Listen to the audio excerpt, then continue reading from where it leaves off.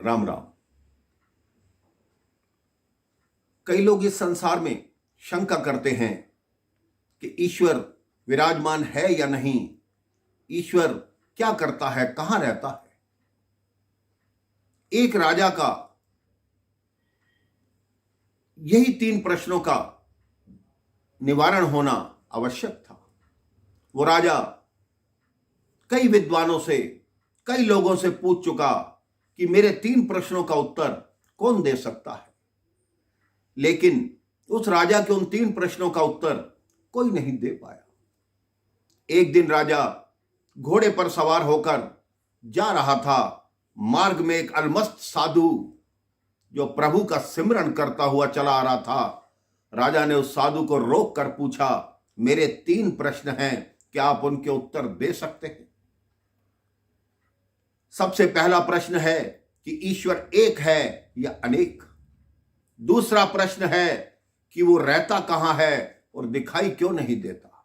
तीसरा प्रश्न है कि वो करता क्या है। साधु ने कहा, यह भी कोई पूछने का ढंग है? तुम घोड़े पे बैठे हो, मैं भूमि पर खड़ा हूं। पूछना है तो मेरे को अच्छी जगह ले जाओ, वहां जाकर पूछो, कहीं ठहराओ, कुछ सेवा करो, कुछ खिलाओ पिलाओ, उसके बाद बात करूंगा। राजा ने कहा, आपकी बात सही है। वो साधु को अपने साथ अपने महल की वाटिका में ले गया।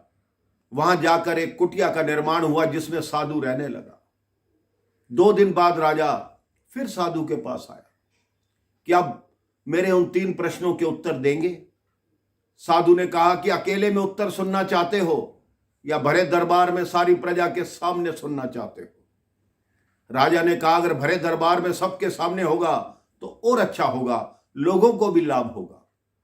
तो साधु ने कहा, ठीक है, सब लोगों को इकट्ठा करो। राजा ने कहा, वो आजकल में तो होंगे नहीं, इसके लिए तो मुझे सूचना जारी करनी होगी, इसमें तो 1 माह का समय लग जाएगा। साधु ने कहा, मुझे भी कोई जल्दी नहीं है, लेकिन मेरी एक शर्त है, इधर पलट के मत आना, और जबकि तिथि निश्चित करोगे मैं उस दिन दरबार में आ जाऊंगा। राजा ने कहा, ठीक है। साधु अपनी मस्ती में वहां रहने लगे, भगवान का नाम लें, सुबह शाम घूमने जाएं। साधु की मित्रता एक किसान से हो गई। अब वो किसान को बार बार कहें, कभी कोई काम पड़ेगा तो तुम्हें बताऊंगा, तो करोगे? किसान ने कहा, अवश्य करूंगा। अब वो तिथि निकट आ गई, 3 दिन रहे। फिर किसान को बोला कि अब जल्दी ही वो काम पड़ने वाला है। किसान कहता है, आप हुक्म करना, मैं तैयार हूं। अब वो दिन आया तो साधु ने किसान को बोला कि तुम साधु बन जाओ। किसान बोला, प्रभु मेरा तो इतना बड़ा परिवार है, मैं कैसे साधु बन सकता हूं? साधु ने कहा, मैं साधु होने के लिए नहीं कह रहा तुमको, साधु बनने के लिए कह रहा हूं। साधु होने में और बनने में बहुत अंतर है। उसने कहा, मुझे करना क्या होगा? कह रहे, आपको कुछ नहीं करना, आपने साधु बनना है और अपने वस्त्र मुझे दीजिए, मैं किसान बनूंगा। आपको राजा के समक्ष जाना है। राजा आपसे प्रश्न पूछने लगे तो आप कहना, ऐसे छोटे मोटे प्रश्न तो हमारा घास छीलने वाला ही इसके उत्तर दे देगा। और राजा आपको प्रणाम करे, आपकी सेवा करे, आप कुछ मत बोलना।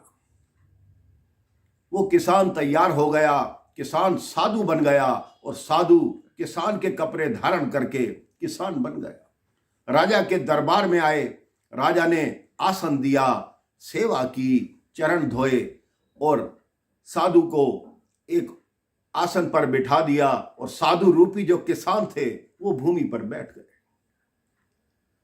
राजा ने कहा, जी गुरुदेव, पहला प्रश्न करूं? तो किसान रूपी साधु ने कहा, इन छोटे मोटे प्रश्नों के उत्तर तो ये किसान ही दे देगा, हमारा घास छीलने वाला दे देगा, इसके लिए मुझे उत्तर देने की आवश्यकता ही नहीं। राजा ने उस किसान की तरफ देखा। किसान ने हाथ जोड़कर कहा, गुरुजी ने हमें सारे शास्त्र पढ़ा रखे हैं, हमें ज्ञात है कि इनका उत्तर क्या है। राजा ने पहला प्रश्न किया कि ईश्वर एक है या अनेक? तो किसान ने कहा, आप ऐसा कीजिए, एक मणियों का थाल मंगाइए, फिर हम बताएंगे। राजा ने आदेश दिया, मणियों का थाल आ गया। कहते अब इसकी गणना कीजिए। राजा ने एक मणि उठाई, बोला 1। किसान बोला बिल्कुल ठीक। दूसरी मणि उठाई, बोला 2। कहते गलत, झूठ बोल रहे हो। उन्होंने कहा क्यों, मैं झूठ क्यों बोल रहा हूं? कहते आपके हाथ में कितनी मणि है? कहते 1। तो कहते फिर उसको गणना 2 क्यों कर रहे हो? है तो 1, आप 2 गिन रहे हो। अभी एक और उठाओगे, कहोगे 3। आपके हाथ में 1 है। जितनी गणना बढ़ती जाएगी, मणि आपके हाथ में 1 ही रहेगी। उसी तरह ईश्वर 1 है। जिसने दूसरी बार अनुभव किया तो 2 हो गया, तीसरी बार अनुभव किया तो 3 हो गया, चौथी बार अनुभव किया तो 4 हो गया। रूप अनेक हैं, लेकिन ईश्वर 1 है। राजा की शंका का समाधान हो गया। कहते हैं मुझे पहले प्रश्न का उत्तर मिल गया कि ईश्वर 1 है। अब मेरा दूसरा प्रश्न है कि ईश्वर रहता कहां है और दिखाई क्यों नहीं देता? तो उस किसान ने कहा कि प्रश्न ही पूछते रहोगे या कोई सेवा भी करोगे, मेरे लिए दूध मंगा दो। अब राजा ने एक पात्र में किसान के लिए दूध मंगा दिया। अब किसान उस दूध को लेकर बीच में उंगली चलाने लगा। राजा कहता है ये क्या कर रहे हैं? कहते हैं इसमें से घी निकाल रहा हूं। कहते हैं इसमें से घी कैसे निकलेगा? तो उन्होंने बोला क्यों नहीं निकलेगा? तो राजा बोला पहले दही जमानी होगी, फिर उसको मथना होगा, फिर माखन निकलेगा, फिर अग्नि पे तपाना होगा, तब घी निकलेगा। तो किसान ने कहा यही तुम्हारे दूसरे प्रश्न का उत्तर है। ईश्वर भी संसार में है, यहीं पे रहता है। जैसे इस दूध के अंदर घी दिखाई नहीं देता, वैसे ही ईश्वर दिखाई नहीं देता। पहले निष्ठा को जमाना होगा, विचारों की मथनी को मथना होगा, तपस्या की अग्नि पे उसको तपाना होगा, तब जाके घी निकलेगा, अर्थात ईश्वर दिखाई देंगे। तुम्हारे दूसरे प्रश्न का उत्तर यही है। राजा ने प्रणाम किया कि आप बिल्कुल ठीक उत्तर दे रहे हैं। आज मुझे ज्ञात हुआ कि परमात्मा तो हमारे अंदर ही विराजमान है, हमें उसको खोजने की जरूरत है। अब राजा ने कहा मेरा तीसरा प्रश्न है कि ईश्वर करता क्या है? तब किसान ने कहा आप प्रश्न पूछते जा रहे हो और सिंहासन पर बैठे हो, मैं उत्तर दे रहा हूं। मुझे भूमि पर बिठा रखा है, मैं तुम्हारा गुरु हुआ, कम से कम मुझे एक ऊंचा आसन तो प्रदान करो। राजा ने अपना सिंहासन खाली किया, उस पे उस किसान को बिठाया और खुद भूमि पर बैठ गया। तो वो किसान चुप हो गया। राजा कहते मेरे तीसरे प्रश्न का उत्तर कहां है? कह रहे यही तो उत्तर है। भगवान यही तो करता है, ईश्वर यही तो करता है। रंग को राजा बनाता है और राजा को रंग बनाकर भूमि पे कर देता है।